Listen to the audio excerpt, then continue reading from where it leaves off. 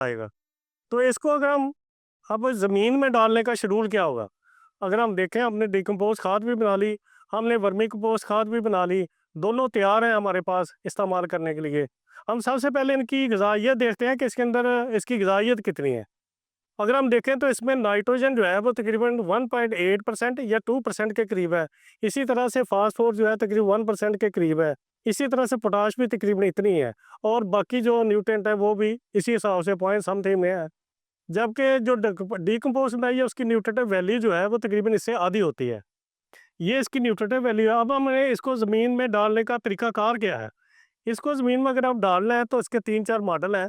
आप इसको पहले तकरीबन 1-3 की रेशो से डालें, यानी 3 हिस्से आप खाद डालें और 1 हिस्सा आप वर्मी कंपोस्ट आप इस्तेमाल करें।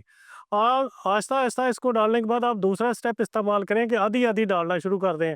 फिर इसको 3-1 की रेशो से डालें कि 3 हिस्सा वर्मी कंपोस्ट डालें और एक 1 हिस्सा जो है वो खादें डालें। सर ये आप डॉक्टर साहब ये अपने बहुत अच्छे तरीके से आप बता रहे हैं कि 3 तरीके हैं इसके। एक में आपने बताया कि पहले आधी खाद डालें और आधी आप ये कंपोस्ट डालें।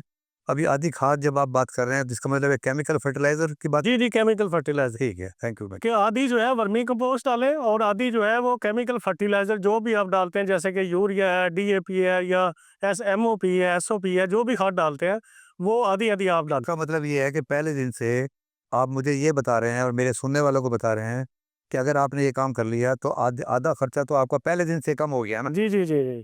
जी, जी, जी। तो अगर आप इस तरीके से आप इस्तेमाल करते हैं, यानी जो ये दानेदार फसलें हैं उसके लिए हम बेहतर बेहतर जो इसका मॉड्यूल है इस्तेमाल करने का, वो ये है कि आप इसको 50-50% पे लेके जाएँ और उसके बाद फिर 8-10 साल में आहिस्ता-आहिस्ता करते इसको 100% पे लेके जाएँ। तो जबकि सब्जियात में आप इसको 75% आप रिप्लेस कर सकते हैं, कि यानी आप 75% वर्मी कंपोस्ट इस्तेमाल करें और 1 हिस्सा जो है वर्मी का अपना खाद इस्तेमाल करें।